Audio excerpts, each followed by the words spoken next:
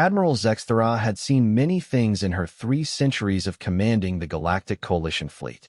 She had witnessed the fall of entire star systems, the birth of new civilizations, and the terrible beauty of supernovas consuming worlds.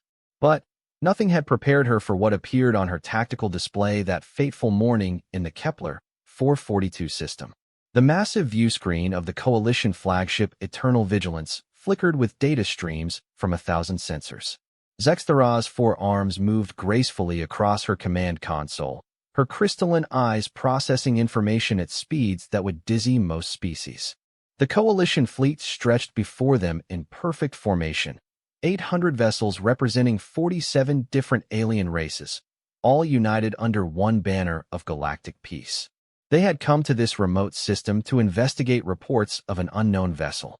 Pirates, most likely, or perhaps refugees from the Outer Rim conflicts. Such investigations were routine, almost boring. Zexthara expected to find some ramshackle collection of salvaged ships, desperate beings trying to make their way in the galaxy's forgotten corners.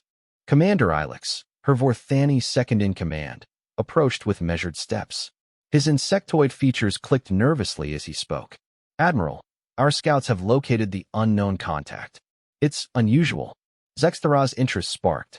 In her experience, when a veteran officer like Ilex called something unusual, it was worth immediate attention. "Define unusual, Commander." "The vessel appears to be alone, Admiral. Single ship. But it's—" Ilex paused, his antennae twitching. "It's not running. Most species, when they detect a coalition fleet of this size, either flee immediately or transmit surrender signals. This ship is simply waiting." The Admiral's crystalline eyes narrowed. Waiting suggested either supreme confidence or complete ignorance. Neither option comforted her. "Show me." The main display shifted, zooming through space until a lone vessel appeared at the center of the screen. Zexthara felt her breath catch in her throat. The ship was unlike anything in the Coalition's extensive databases, where most vessels curved and flowed with organic lines or displayed the geometric precision of advanced mathematics. This craft appeared brutally functional. It was angular, almost aggressive in design, with surfaces that seemed to absorb light rather than reflect it. The ship's hull was a dark gray that bordered on black, broken only by occasional lines of what appeared to be glowing energy conduits. Its shape defied easy description, part wedge, part tower, with appendages that could have been weapons or sensors or something else entirely. Most disturbing was its size. The computer estimated it at roughly 2 kilometers in length, making it larger than many Coalition capital ships. "Any response to our standard hails?" Zexthara asked, though she suspected the answer. "Negative, Admiral. We've broadcast in all known languages and on all standard frequencies. Either they don't understand us, or they're choosing not to respond." Around the bridge, officers from a dozen different species worked at their stations with the quiet efficiency that marked elite units. But Zexthara could sense the tension building. Unknown vessels always created unease. But there was something about this particular ship that seemed to radiate menace. Lieutenant Kesmira, a young Tellurian at the communications station, suddenly straightened. Her blue-scaled head turned toward the Admiral with obvious excitement. "Admiral, we're receiving a transmission. It's not like anything I've seen before." "Clarify, Lieutenant." "The signal is incredibly complex, Admiral, layered on multiple frequencies simultaneously. But there's something else. The transmission is preceded by mathematical sequences that suggest advanced computational abilities. They're sending prime numbers, universal constants, and, Admiral, they're doing it in base 10 mathematics." A hush fell over the bridge. Base 10 was an extremely rare mathematical system in the galaxy. Most species developed mathematics around their appendage count or environmental factors. Base 10 suggested a species with exactly 10 manipulator digits. Unusual, but not impossible. What made it remarkable was the complexity of the calculations being transmitted. "Can you decode the actual message?" Zexthara asked. Kesmira's scaled fingers danced across her console. "Working on it, Admiral. The computer is having difficulty processing the signal. It's almost like they're using quantum encryption, but the keys keep shifting in patterns I don't recognize." Suddenly, the view screen flickered. The ship's name, Indomitable, translated roughly to cannot be conquered in ancient galactic standard. And, perhaps most unsettling, the captain's tone carried no deference, no fear, despite facing a fleet 800 times larger than her single vessel. Zexthara activated her own communications array. Unknown vessel. I am Admiral Zexthara of the Galactic Coalition. You are in violation of space lane regulations by failing to identify yourself upon entering this system. Prepare to be boarded for inspection. The human captain's expression didn't change. If anything, she seemed slightly amused. Admiral, I appreciate your dedication to protocol. However, I'm afraid I cannot comply with your boarding request. The Indomitable operates under different regulations. Different regulations. The words hung in space like a challenge. Every civilized species in the galaxy operated under coalition space law. It was the foundation of interstellar peace and commerce. To claim different regulations was essentially to declare independence from the galactic order. Commander Ilex leaned close to the Admiral's chair. Admiral, this could be a first contact situation. If they're truly unknown, we should proceed with diplomatic caution. Zexthara nodded, but something nagged at her. The human captain's perfect use of galactic standard, her apparent knowledge of coalition protocols, her complete lack of intimidation facing overwhelming odds. None of it suggested a newly discovered civilization.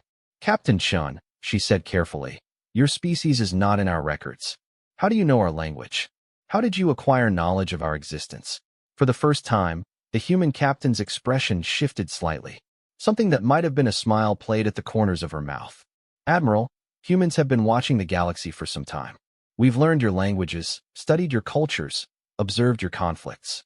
We know a great deal about the Galactic Coalition. The implications sent a chill through the bridge.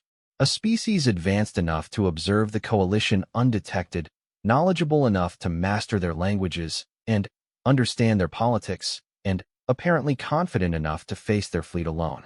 Either these humans were incredibly naive, or they possessed capabilities the Coalition had never encountered. Captain, Zexthara said, choosing her words carefully, if your people have been observing us, then you understand that the Coalition maintains peace through strength. We cannot allow unknown vessels to operate without proper identification and registration. I'm prepared to use force if necessary. The human captain's smile became more pronounced. Admiral, I understand your position. You have procedures, protocols, a responsibility to your member species. But before you make any irreversible decisions, perhaps you should know what you're actually facing. Something in the human's tone made Zexthara's crystalline eyes narrow. Explain. The Indomitable isn't just a ship, Admiral. It's a representation of human capabilities. Before you decide to engage, you might want to run a detailed scan. Really look at what's in front of you. Zexthara gestured to her sensor officer, a brilliant Quellian whose species was renowned for their analytical abilities. Full tactical analysis. I want to know everything about that vessel.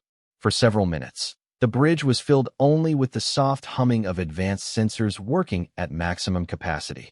The Quellian's large eyes grew larger as data flowed across his displays. His tentacles moved frantically across multiple interfaces simultaneously. Finally, he turned to face the Admiral, his usually purple complexion having shifted to a pale lavender, a sure sign of distress in his species. Admiral, I'm reading some very unusual energy signatures from the human vessel. Define unusual. Their power output is inconsistent with their apparent size. The reactor readings suggest energy generation capabilities that should require a vessel at least 10 times larger. And Admiral, he paused, checking his readings again. I'm detecting what appears to be spatial distortion around their ship. Microgravity fluctuations that suggest they're manipulating spacetime at a localized level. Zexthara felt a cold certainty settling in her chest. Spacetime manipulation was theoretical technology, even for the most advanced coalition species. The energy requirements alone were supposed to be prohibitive. Yet this single human vessel appeared to be casually employing physics that the galaxy's greatest scientists considered impossible. On the view screen, Captain Chun waited patiently, her expression suggesting she knew exactly what the Coalition's sensors were discovering. When she spoke again, her voice carried a new gravity. Admiral, humans didn't develop by joining a galactic community. We evolved alone, in a system the galaxy forgot or never knew existed. We've had to solve problems differently, develop technologies you never needed. We've also had time, more time than you might imagine, to prepare for this eventual meeting. The weight of the human's words settled over the bridge like a storm front. Zexthara realized she wasn't dealing with refugees or pirates or even a newly discovered civilization. She was facing representatives of a species that had developed in complete isolation, free from the technological and social constraints that shaped galactic civilization. "What do you want?" she asked, surprising herself with the directness of the question. Captain Chen's expression softened slightly. "Admiral, humans want what most species want: security, prosperity, and the freedom to determine our own destiny. The difference is that we've developed the capability to ensure those things for ourselves. The question isn't what we want from you. The question is whether the galaxy is ready to accept that humanity is no longer hidden." Admiral Zexthara's decision came with the weight of 3 centuries of military experience. The human captain's words had been polite, even diplomatic, but the undertone was unmistakable. This wasn't a request for peaceful contact. It was a declaration of intent from a species that had revealed itself when and how it chose. "All ships, battle formation Delta 7. Prepare for possible hostile engagement," she commanded, her voice carrying across the fleet communication channels. 800 coalition vessels began their deadly dance, moving into attack positions with the precision that made them the galaxy's ultimate peacekeeping force.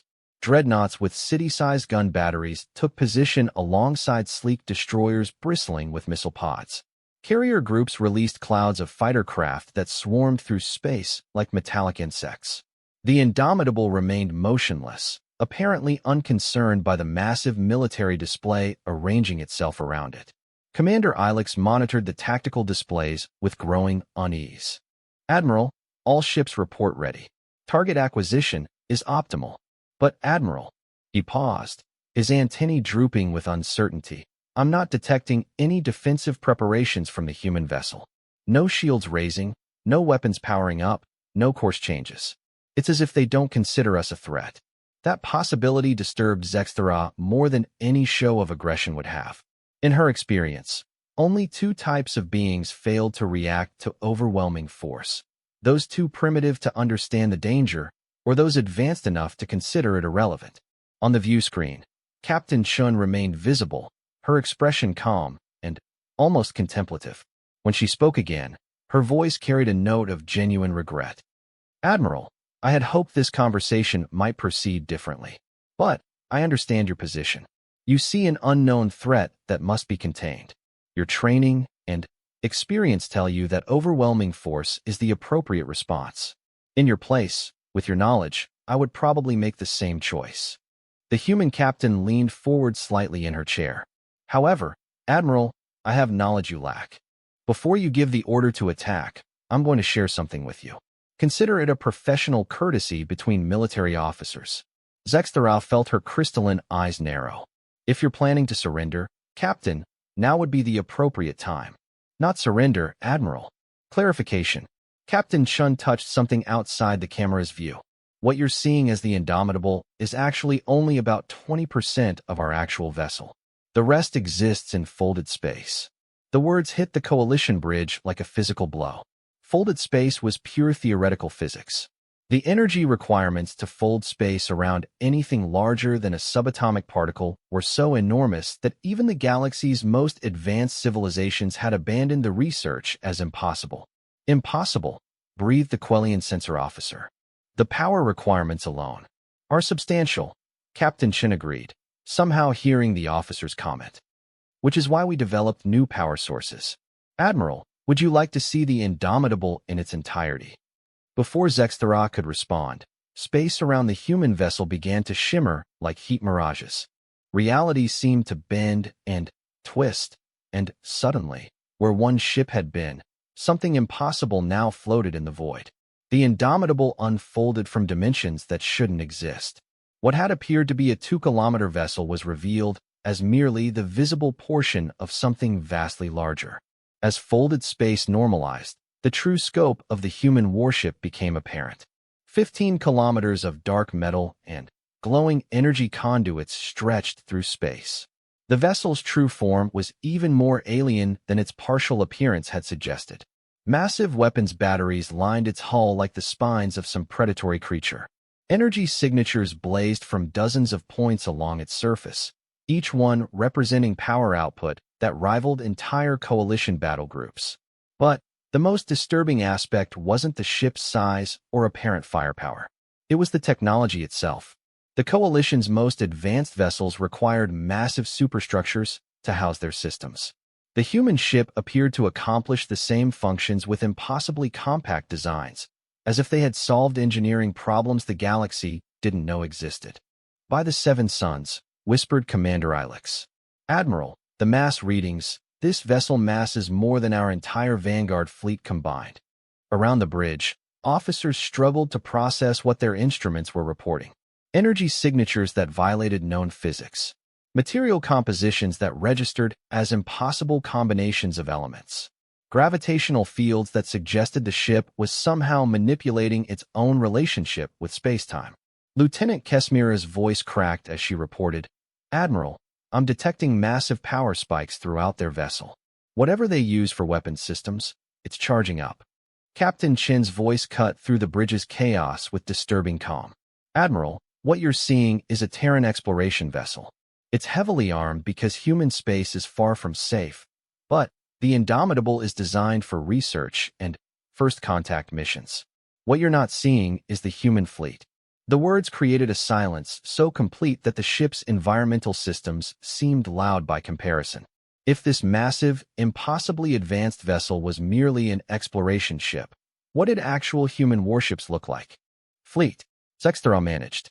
Approximately 6,000 vessels of various classifications, Admiral, currently positioned throughout this system in folded space, observing this encounter. Human doctrine calls for overwhelming preparedness when making first contact with unknown civilizations. 6,000 ships, each potentially as advanced as the monster now fully visible before them. Zexthera's mind reeled with the implications. The Coalition's entire military numbered roughly 12,000 vessels spread across thousands of systems.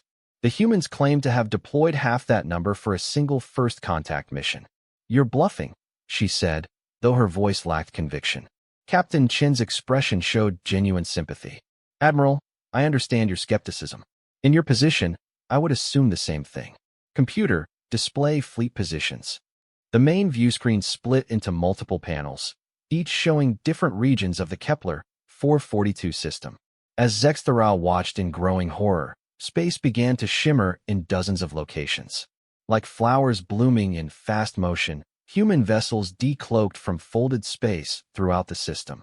Each ship was unique in design, but all shared the same dark, predatory aesthetic as the Indomitable. Cruisers the size of Coalition space stations materialized next to frigates that still dwarfed most alien capital ships. In the distance, something that registered as a mobile space dock unfolded itself from impossibly compressed dimensions. But it was the massive vessels positioning themselves at the system's edge that truly drove home the scope of human capabilities. 3 ships, each larger than anything the Coalition had ever constructed, took positions that would allow them to bombard any point in the system. The computer's mass analysis suggested each one was essentially a mobile planet, armed with weapons that could crack worlds. "This is impossible," Commander Ilex whispered. "The logistics alone. How do you maintain supply lines for a fleet this size? How do you coordinate movements? How do you even communicate across these distances?" Captain Chun heard the questions and nodded thoughtfully. "Those are excellent questions, Commander. The answers involve technologies your species haven't developed yet. Quantum entanglement communication, nanoscale manufacturing, and energy sources that make fusion reactors look like campfires."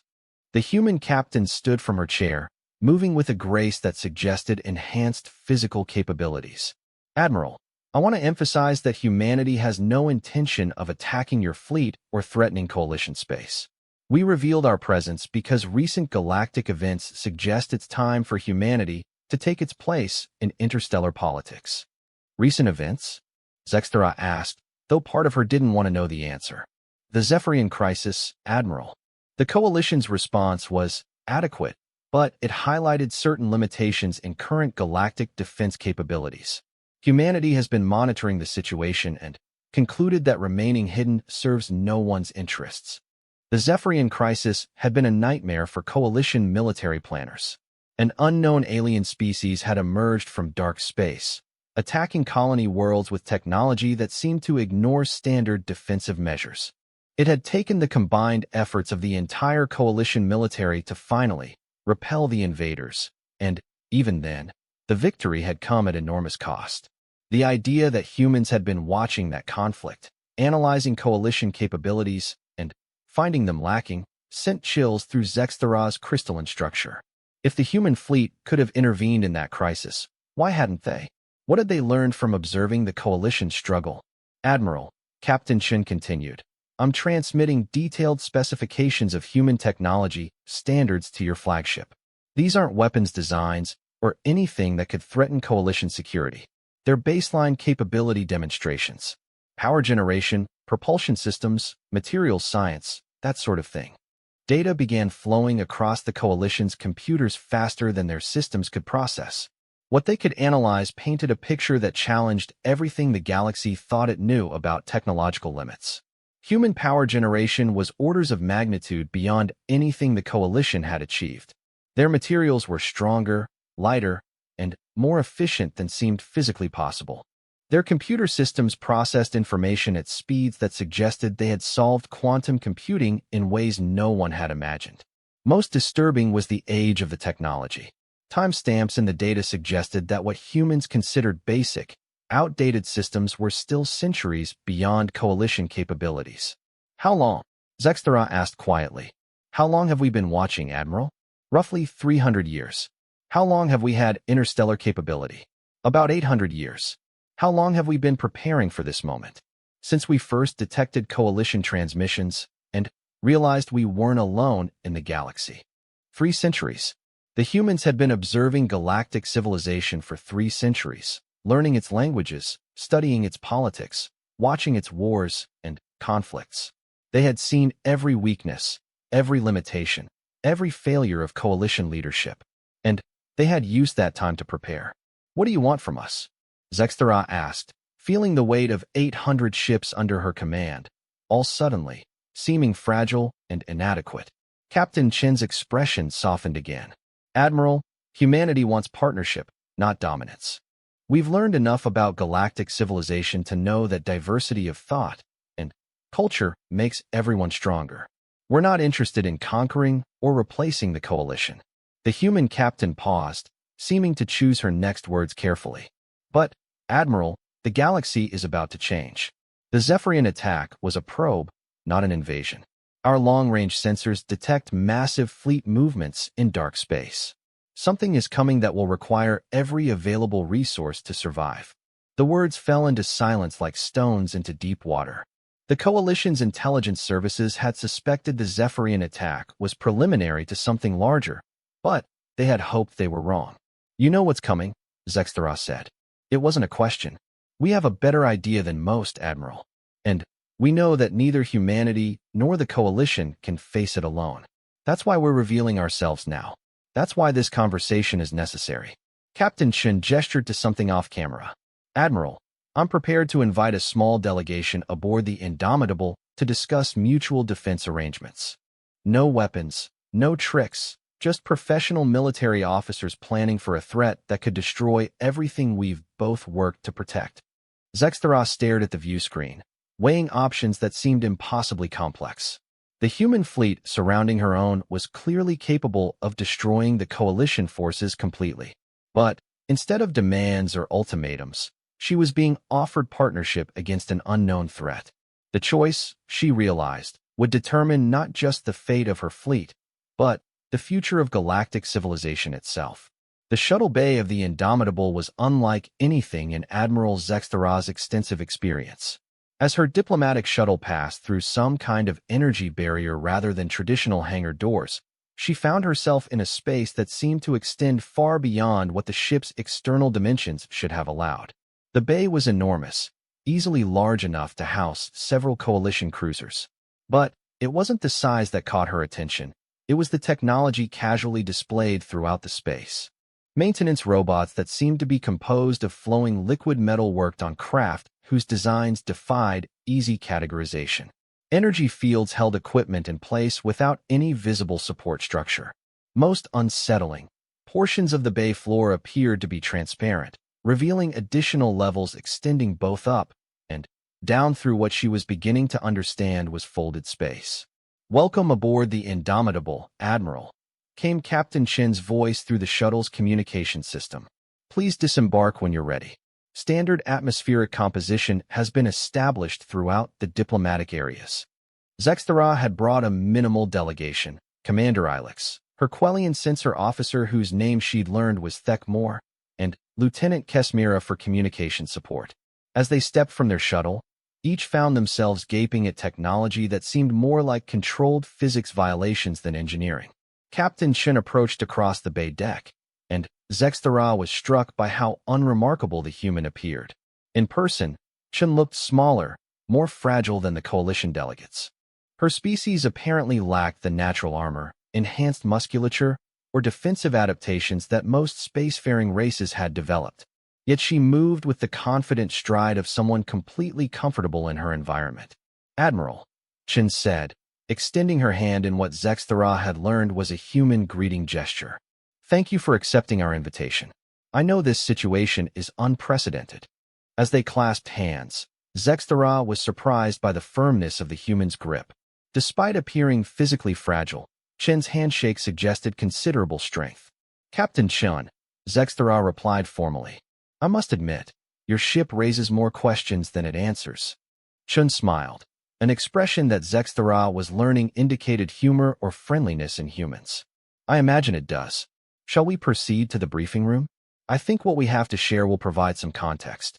As they walked through corridors that seemed to adjust their lighting and configuration in response to their presence, Chen provided casual commentary that only emphasized the vast technological gap between their civilizations. "The ship's AI handles most of the environmental adjustments automatically," she explained as the corridor widened to accommodate Thekmore's larger frame. "It's designed to make any species comfortable. We've programmed it with data on roughly 8,000 different alien physiologies." 8,000? Commander Ilex asked, his antennae twitching with surprise. "The Coalition has contact with only 47 species. The galaxy is larger than most people realize," Chen replied simply. "Many species choose to remain isolated. Others exist in regions too dangerous for normal exploration. Humans have had considerable time to make contact with civilizations the Coalition has never encountered." They entered what Chen called the briefing room, though it resembled nothing like the functional spaces Zexthara was familiar with.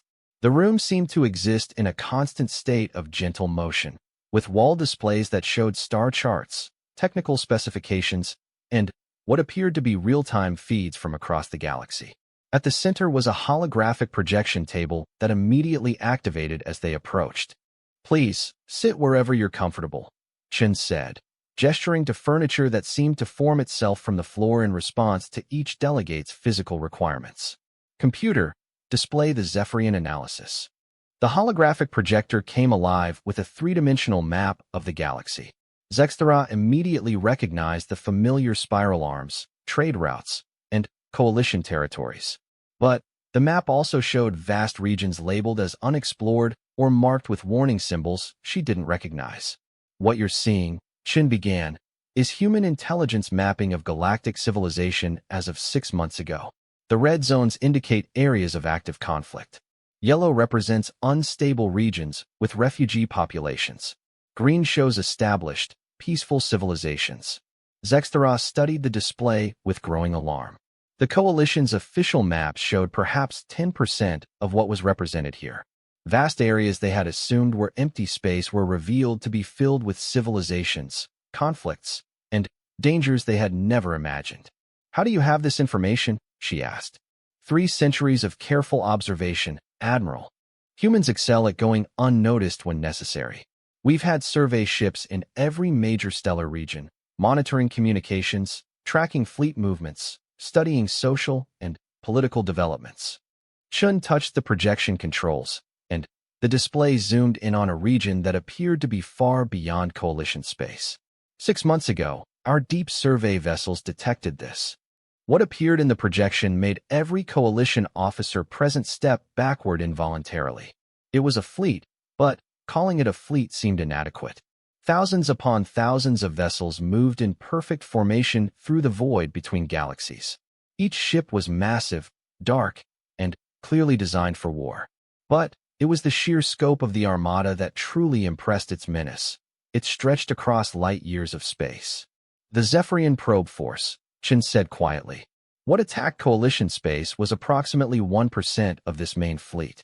Their purpose appears to be the systematic harvesting of biological and technological resources from inhabited worlds. Commander Ilix's antennae drooped completely. How long until they arrive? Our best estimates suggest 18 to 24 months before their advanced elements reach Coalition space. The main fleet will arrive roughly 6 months after that. Lieutenant Kesmira's voice was barely a whisper. The probe force nearly destroyed half the Coalition fleet. How do we fight something 100 times larger? With difficulty, Chen admitted. But not impossibly. The Zephyrians have certain advantages: numbers, advanced technology, and apparent immunity to most conventional weapons. But they also have weaknesses that can be exploited with the right approach. The human captain manipulated the controls again, and the display showed detailed analyses of Zephyrian ships and tactics. They rely heavily on quantum-based defensive systems and energy absorption technologies. Most Coalition weapons are actually counterproductive. They feed power into Zephyrian shields and make them stronger. Then, how do we fight them? Zexthara asked. With weapons designed specifically to exploit their quantum dependencies, Chen replied. Humans have been developing anti-Zephyrian technologies since we first detected their approach. We've had the advantage of time and forewarning. Chen gestured to something outside the display's range. Computer, show the Terran fleet disposition. The holographic map expanded to show the current positions of human vessels throughout the galaxy. Zexthara felt her crystalline eyes widen as she realized the true scope of human presence. They weren't just in this system. Human ships were positioned throughout Coalition space, along the borders of regions marked as dangerous, and in systems the Coalition didn't even know existed. How many ships do you actually have? She asked. Currently operational? Roughly 40,000 vessels of various classifications. Under construction or in planning phases, approximately another 15,000. We've been building for this confrontation for 3 centuries, Admiral. Every human ship is designed with the Zephyrian threat in mind. The numbers were staggering. The Coalition's entire military numbered perhaps 12,000 ships, most of which were now known to be inadequate for the coming conflict. Humanity had built a fleet more than 3 times larger while remaining completely hidden from galactic civilization. Thekmore spoke for the first time since boarding the human vessel. This level of industrial capability. How many worlds do humans control? Chen's expression became more serious. Thekmore, humans don't control worlds in the traditional sense. We've developed technologies that allow us to efficiently use resources without large-scale planetary colonization. Most human manufacturing takes place in space-based facilities powered by stellar energy collection. Dyson spheres, Ilix asked, referencing the theoretical structures that could capture a star's entire energy output. Among other technologies, yes. We've found that stellar engineering provides far more resources than planetary mining, while causing much less environmental damage. The Sol system alone now provides more industrial capacity than most galactic civilizations combined. The implications were overwhelming. Humanity hadn't just developed advanced technology. They had apparently solved resource scarcity on a scale that dwarfed anything the galaxy had achieved. They could build fleets because they had access to the industrial capacity of entire star systems. Captain, Zexthara said carefully, what exactly are you proposing? Alliance, Admiral. Not absorption or conquest, genuine partnership. The Coalition has advantages humanity lacks. You have diplomatic relationships with hundreds of species, established trade networks, and social systems that have maintained peace for centuries. We have technology, industrial capacity, and specific knowledge about the Zephyrian threat. Chen brought up a new display showing what appeared to be joint fleet formations. combined arms doctrine, with human vessels providing heavy firepower and technological support, while coalition ships handle coordination and logistics. Human manufacturing providing weapons and defensive systems compatible with existing coalition vessels. Joint training programs to ensure tactical integration. And after the Zephyrian threat is resolved? Zextera asked. Continued partnership, if both sides find it beneficial. Humans have no interest in ruling the galaxy, Admiral. We've seen what forced unity creates, and we prefer voluntary cooperation. What we want is security for our people and the freedom to continue developing our civilization without external interference. Commander Ilex leaned forward. What guarantees can you provide that humanity won't use its technological advantages to dominate coalition space? Shin considered the question thoughtfully. Commander, I can't provide absolute guarantees about future human behavior any more than you can guarantee future coalition policy. What I can tell you is that human culture values independence and diversity. We've seen what homogeneous civilizations become, and it doesn't interest us. She gestured to the displays around them. More practically, Admiral, the galaxy is vast and full of wonders we've barely begun to explore. Humanity is far more interested in pushing the boundaries of knowledge and capability than in managing the internal politics of established civilizations. Zextera studied the tactical displays, seeing for the first time realistic projections of the coming conflict. With human assistance, coalition forces might actually survive the Zephyrian assault. Without it, the galaxy faced systematic destruction. What would you need from the coalition? She asked. Legitimacy. Chen replied immediately. Humanity has remained hidden for 3 centuries. Revealing ourselves to your fleet is one thing, but establishing relationships with hundreds of member species will require coalition diplomatic support. We need to be introduced to galactic civilization in a way that minimizes panic and maximizes cooperation. And if some coalition members refuse to accept human presence, then they're free to defend themselves however they see fit, Chen said simply. Admiral, we're offering assistance, not demanding submission. Any species that prefers to face the Zephyrians alone has that right. The brutal practicality of the statement hung in the air. Humanity was powerful enough to enforce its will on galactic civilization, but apparently preferred to let species make their own choices, even if those choices led to their destruction. How long do we have to decide? Zextera asked. The Zephyrian advance forces will reach the outer systems in 14 months, Chen replied. Realistically, we need to begin joint operations within 6 months to have any hope of mounting effective resistance. But, Admiral, I'm not asking for an answer today. I'm asking for an opportunity to present this information to coalition leadership. Zextera felt the weight of decision settling on her shoulders. The choice was no longer between her fleet and the human vessels. It was between cooperation and almost certain galactic destruction. Captain Chun, she said finally, I believe this conversation needs to continue at the highest levels of coalition government. The Coalition Council Chamber on Galactic Prime had never hosted a session quite like this one. Representatives from 47 different species filled the vast amphitheater, their various forms creating a tapestry of galactic diversity. But, today, all attention was focused on the lone human figure standing at the central podium. Captain Sarah Chun looked impossibly small surrounded by beings who ranged from the towering crystalline Zephyrite to the massive, slug-like Gamma Ceti representatives. Yet when she spoke, her voice carried clearly to every corner of the chamber through translation systems that had been working overtime to process human language patterns. Admiral Zextera watched from the Coalition Command Section, still processing the events of the past week. The return journey to Galactic Prime had been surreal. Her fleet escorted by invisible human vessels that occasionally decloaked just long enough to remind everyone they were there. Captain Chun had transferred to the Coalition flagship for the trip, spending the time in detailed discussions with military and political leaders who were struggling to comprehend the implications of human technology. Honorable delegates, Chun was saying, I understand that humanity's revelation has created significant concerns. The discovery that a powerful civilization has been observing galactic affairs for 3 centuries is, understandably, disturbing to many species. Counselor Vex then of the Regelian Confederation rose to his full 3-meter height. His voice carried the harmonic undertones that marked his species' emotional state as highly agitated. Human Shun, your people have violated every principle of galactic sovereignty. You have observed our private communications, studied our military capabilities, and remained hidden while civilized species faced extinction threats.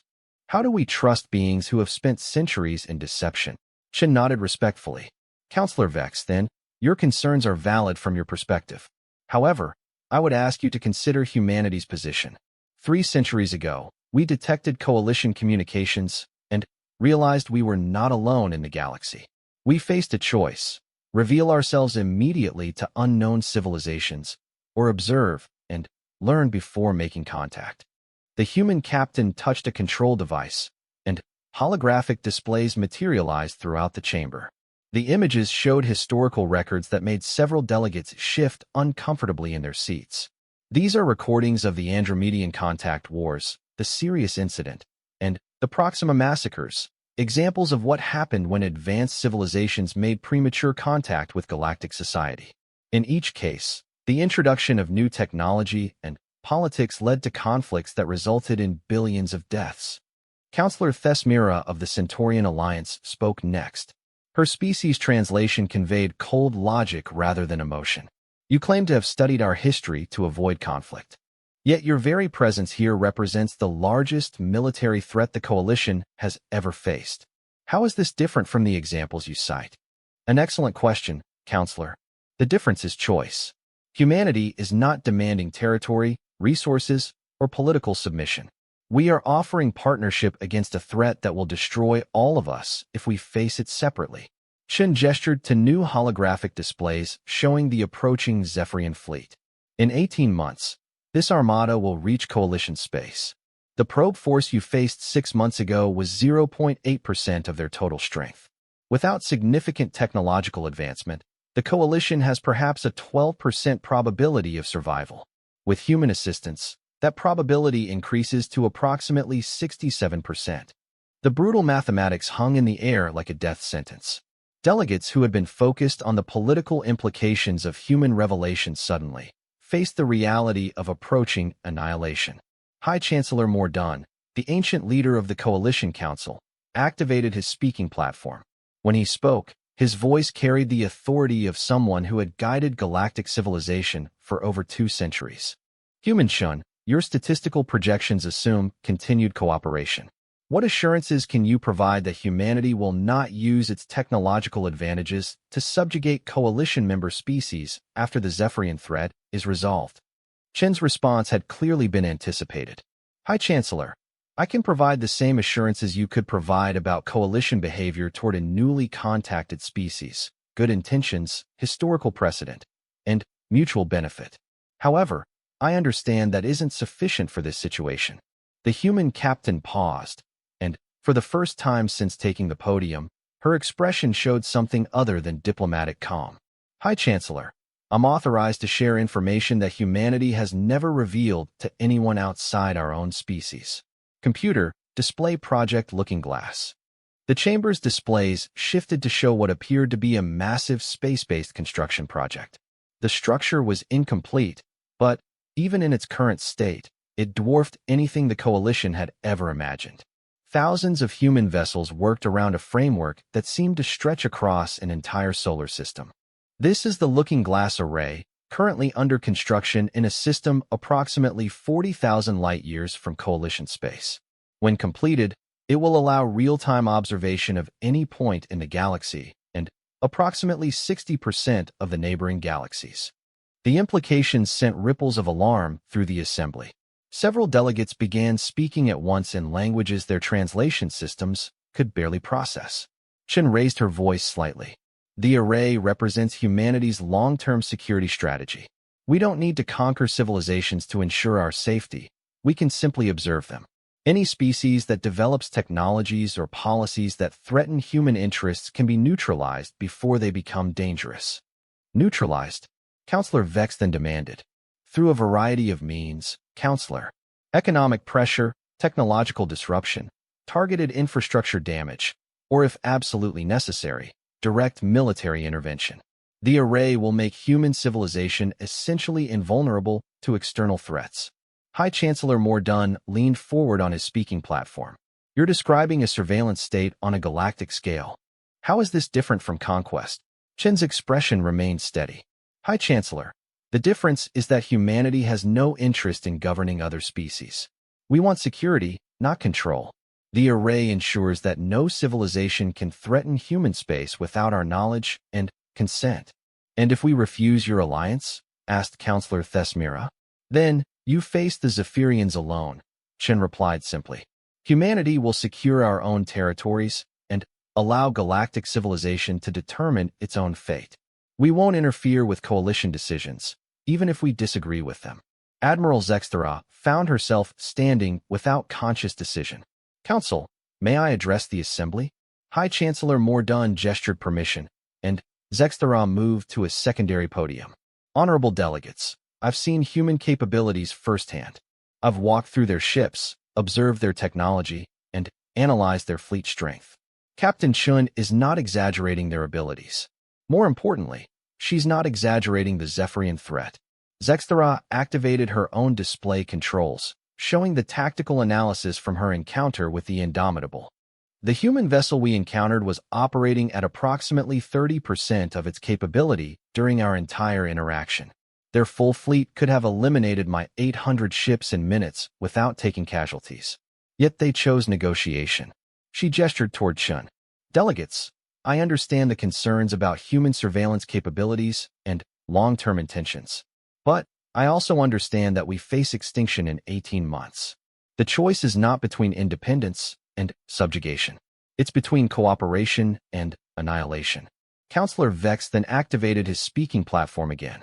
Admiral, you seem convinced that human assistance is necessary. But how do we know their intelligence about the Zephyrian threat is accurate?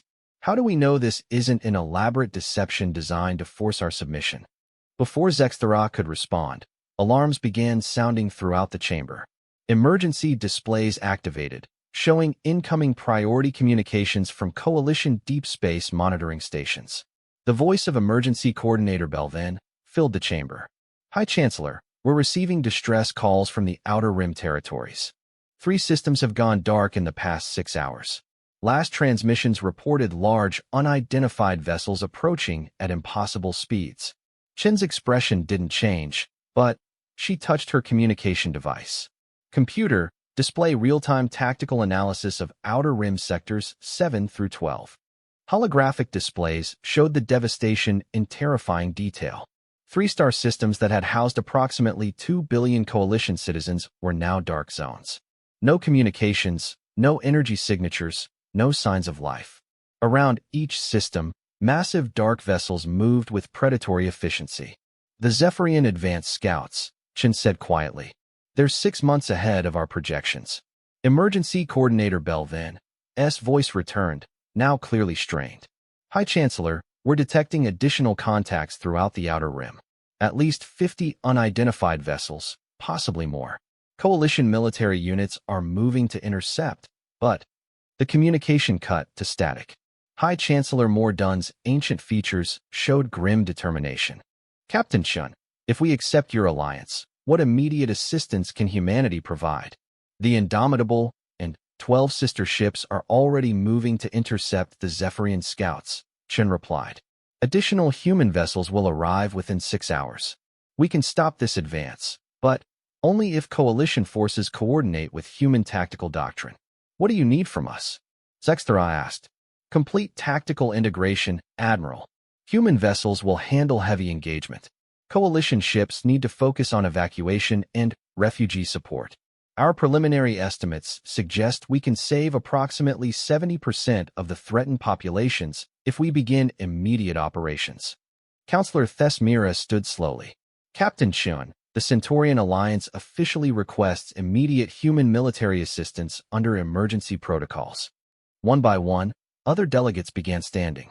The Rigelian Confederation, the Syrian Republic, the Vegan Trading Consortium. Species that had spent the morning debating human trustworthiness now formally requested assistance from the only force capable of protecting them. High Chancellor Mordun activated the Council's emergency powers.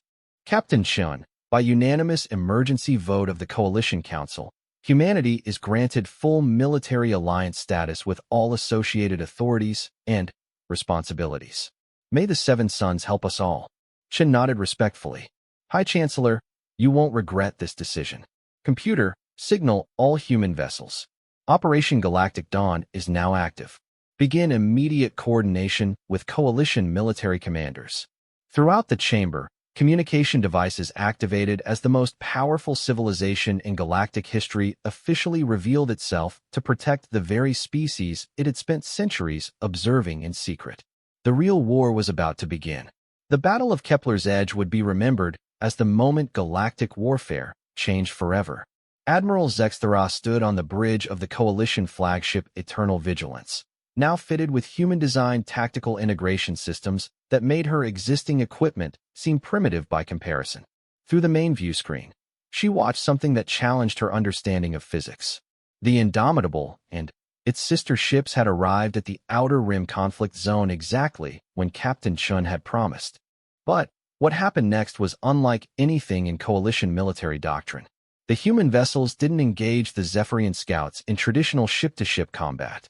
Instead, they seemed to phase in and out of normal space, appearing behind enemy formations, delivering devastating attacks, and vanishing before return fire could be directed at them. It was as if they were fighting in 3 dimensions while their opponents were limited to 2. Admiral, Commander Ilex reported from his upgraded sensor station. The human vessels are using some kind of quantum tunneling technology. They're not actually moving faster than light. They're temporarily existing outside normal space-time. On the tactical display, Zexthera could see the battle developing with impossible precision.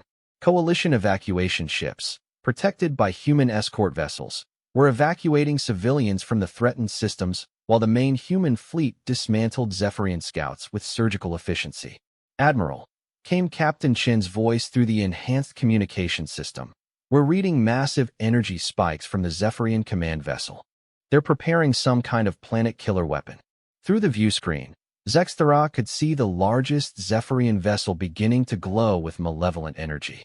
Whatever it was planning, the power buildup was visible even at their extreme distance. All Coalition vessels, emergency withdrawal to minimum safe distance, Zexthera ordered. Human ships, what's your assessment? We're not withdrawing, Admiral, Chen replied calmly. Computer, activate sword protocol. What happened next would be analyzed by military scientists for generations. The Indomitable suddenly blazed with energy that registered on sensors as impossible readings. The ship seemed to expand, not in physical size, but in some other dimension that human technology could access. When it fired, the weapon wasn't a projectile or energy beam. It was something that made space itself a weapon. Reality tore open between the human vessel and the Zephyrian command ship. The enemy vessel, despite its massive size and advanced defenses, simply ceased to exist. Not destroyed, not damaged, erased from reality as if it had never been there. The remaining Zephyrian scouts, apparently operating under some kind of hive mind command structure, immediately began retreating toward the galactic edge at speeds that violated every known law of physics. Pursuit course, Admiral? Asked Commander Ilex. Negative. Chen's voice replied before Zexthera could respond. Let them retreat. They need to report what happened here to their main fleet. Zexthera felt her crystalline eyes narrow. Captain, explain your reasoning. Admiral, the Zephyrian main fleet is operating on intelligence that's 3 centuries old. They think they're facing the same level of resistance they encountered during their last galactic harvest cycle. We want them to maintain that assumption until they're fully committed to their assault. The implications were chilling. The humans weren't just defending against the Zephyrian threat, they were manipulating it, controlling the flow of information to ensure the enemy would make strategic mistakes. How many civilizations have the Zephyrians destroyed? Zexthera asked quietly. Based on our archaeological investigations, approximately 47 galactic civilizations over the past 1,000,000 years, Chen replied. They operate on cycles, allowing galaxies to develop advanced technology before returning to harvest resources and eliminate potential threats. And they've never been successfully resisted? Not until now, Admiral. Humanity represents a level of technological development they've never encountered. We've had 3 centuries to study their methods and develop countermeasures. The battle had lasted less than 2 hours, but its implications would reshape galactic civilization. Coalition forces had witnessed technology that treated fundamental physics as optional guidelines rather than absolute laws. More importantly, they had seen that the seemingly invincible Zephyrian threat could be defeated. Captain Chun, Zextaros said, I need to understand something. If humanity has possessed this level of capability for 3 centuries, why did you remain hidden? You could have prevented countless conflicts and saved billions of lives. Chen's response came after a long pause. Admiral, that's a question human philosophers have debated for generations.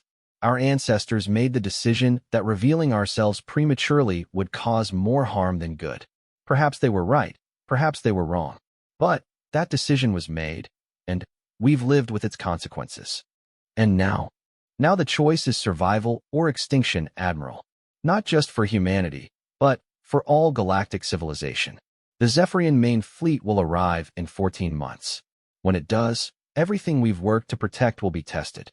Over the following weeks, as Coalition and human forces worked together to secure the Outer Rim territories, the true scope of the coming conflict became clear. The Zephyrian advanced scouts had been testing galactic defenses, probing for weaknesses, and cataloging available resources. Their reports would determine the main fleet's assault strategy. Joint training exercises between Coalition and human forces revealed just how far behind galactic military doctrine had fallen. Human tactics assumed capabilities that Coalition species had never imagined.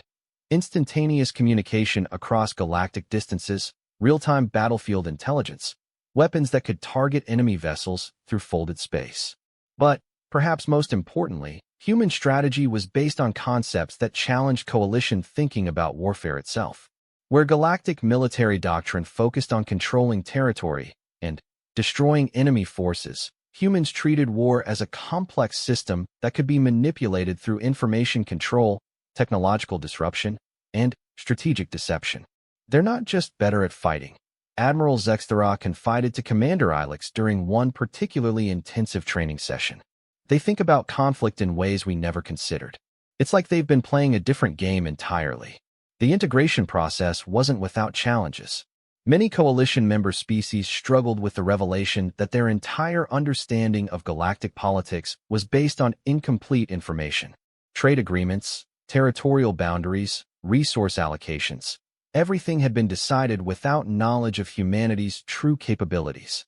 Some species attempted to renegotiate their Coalition membership, hoping to gain privileged access to human technology. Others withdrew from joint exercises, preferring to defend their territories independently rather than accept human tactical authority. Captain Chen handled these political complications with the same calm competence she displayed in military matters. During a particularly heated council session, she addressed the fundamental concern that underlying all the political maneuvering. Honorable delegates, I understand that humanity's revelation has destabilized many existing relationships. Change is always difficult, especially change of this magnitude. But I want to emphasize that humanity has no interest in replacing the Coalition's political structure. She gestured to displays showing the current distribution of human vessels throughout galactic space. We have the capability to enforce any political arrangement we choose. The fact that we're working within existing Coalition frameworks rather than imposing our own should demonstrate our intentions.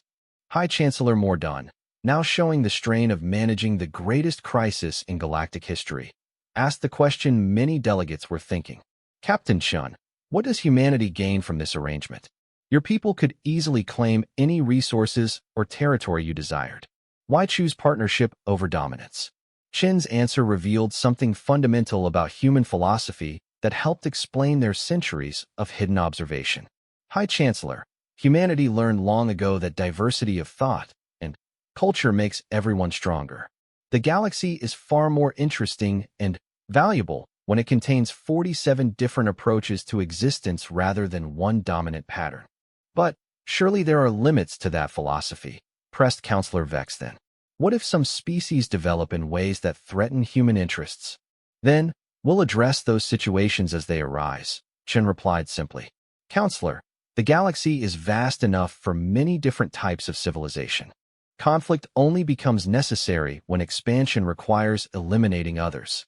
As the months passed, and joint preparations for the Zephyrian assault intensified, the relationship between humanity and galactic civilization began to stabilize into something unprecedented.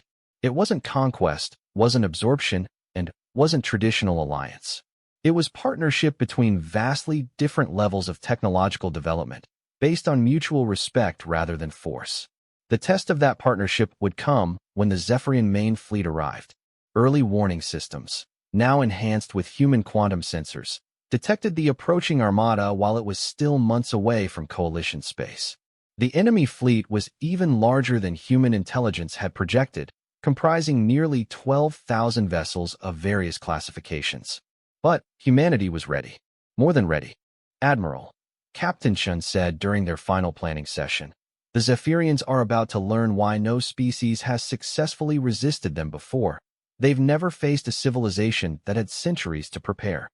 Through the view screen of the Eternal Vigilance, now serving as the flagship for the combined human coalition fleet, Zexthera could see the galaxy's future taking shape. Thousands of human vessels maintained perfect formation alongside coalition ships that had been upgraded with technology that made them competitive with anything the Zephyrians possessed. The coming battle would determine whether galactic civilization survived, but Zexthera no longer had doubts about the outcome. Humanity had spent 3 centuries preparing for this moment, and they had invited the galaxy to stand with them rather than behind them.